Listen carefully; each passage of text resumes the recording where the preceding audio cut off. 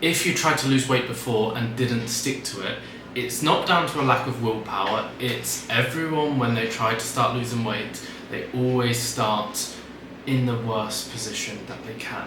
They'll cut carbs, restrict everything, and genuinely hate what they're doing, which then always results in 2 weeks down the line, them giving up, throwing in the towel and saying they can't lose weight. It's not that they can't lose weight, it's just what they have built is unsustainable. In this video, I'm going to break down how to lose weight sustainably. Hello, I'm Charlie and I'm the co-founder of Potential Coaching, and over the past 3 years, we've helped transform over 500 people's lives. If you're looking for help with your weight loss journey, there'll be a link in the description below. The one thing that is actually going to drive weight loss is energy balance. Now, to lose weight, it's all about calories in versus calories out. You have to be burning more calories than you're putting into your body. If you're consuming more calories than what your body's burning, you will gain body fat. If you burn the same amount of calories that you consume, you'll maintain weight. The non-negotiable to lose weight is all about energy balance. So if you hear someone talking about meal timings, food combos, supplements, I'll be honest, run for the hill, because it's not how you lose weight. Yes, they could add a little 1% here and there. Food timings means absolutely nothing. You could have one meal a day, and as long as you're hitting your calorie deficit goal, you'll still lose weight. You could have 10 meals a day, and as long as you're hitting your calorie deficit goal, you'll still lose weight. The main reason most people go wrong is because they will go, I'm going to start losing weight, so I'm not going to have this anymore, I'm not going to have that. They might just go down and have salads all the time. Previously, I can remember childhood when healthy eating comes into account, and it's just salads, but then they're lathered in sauces which are high in calories anyway. But it's the restriction, so you take away food groups, you take away things you enjoy. Maybe you love having chocolate, but you completely cut that out and then you're really miserable. Or you're someone that sees on the internet that if you take away carbs you will lose weight, so then you take them out and it's like, oh, it's all about calories in versus calories out. The one thing that you take away from this video is, as long as you're eating in a calorie deficit, you can have whatever you want. Now, the things like chocolate, sweets, crisps, all of the, we'll call them luxury foods that you enjoy, your favourite treats here and there, or Chinese, Indians, all of these high calorie options, feel free to have them, but you need to have them in moderation. If you're gonna waste 1,000 calories on chocolate and you've only got 1,400 calories as a goal, you're gonna feel pretty miserable because it's not filling, it's not satiating, and at the end of the day, your stomach's gonna be absolutely eating itself and you're gonna be craving so much food. But you can still have 100 to 200 calories of chocolate and make it work around the rest of your day, and you feel amazing from that because you've had something you've enjoyed, you've stuck to the golden rule, which is 80% whole nutritious food, 20% your enjoyment, your treats, and that's how you're going to stay on track with your calorie deficit. So how to actually set up to be in a successful calorie deficit overall? First thing that you need to look at is the nutrition. That is the biggest lever that you pull on throughout any weight loss journey. And when it comes to building your plate, I want you to start off with the protein source first.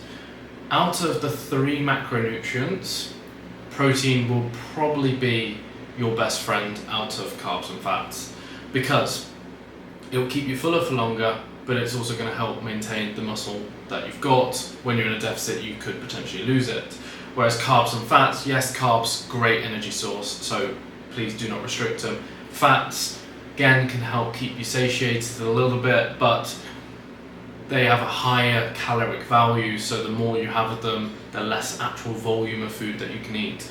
Whereas protein can take a little bit longer to digest, which keeps you satiated. It also has a higher thermic value compared to carbs and fats, which means you actually can burn more calories while digesting it.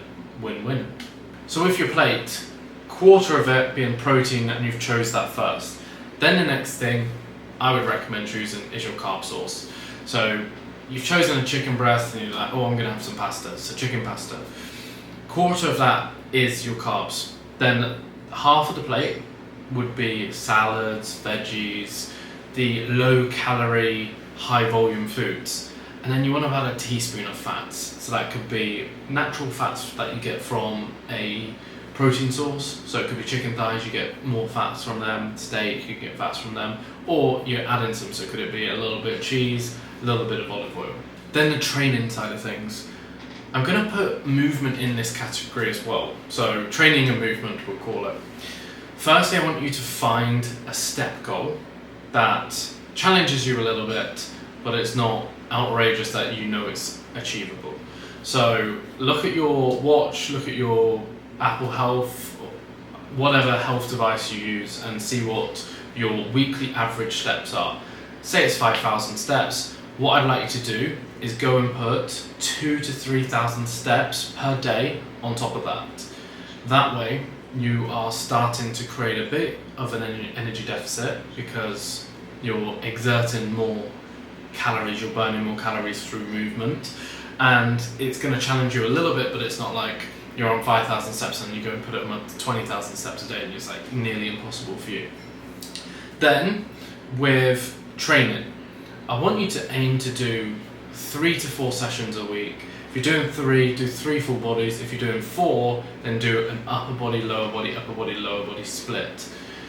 Pick some exercises that you enjoy, and when it comes to actually lifting the weights, I want you to try and progress the weight every single week so it's challenging you a little bit more, and that's going to help maintain the muscle, help you build strength, and it can actually help you build muscle.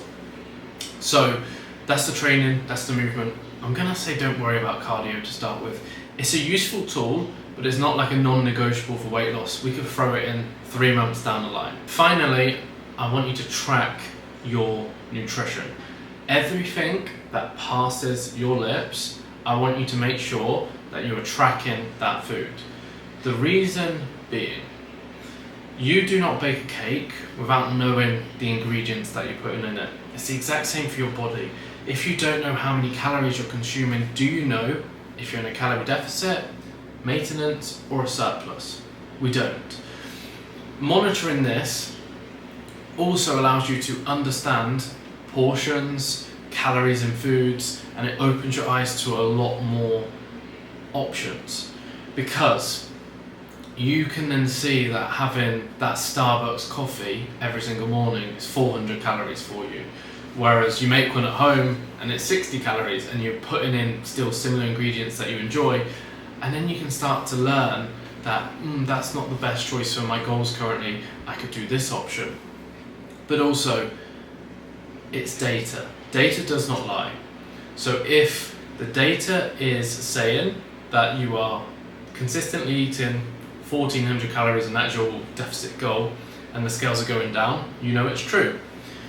If you're not tracking everything and you think you're having 1,400 calories and the scales are not going down, then you're not in a deficit. Everyone panics and thinks, oh, this isn't the lifestyle for me, I don't want to track for the rest of my life.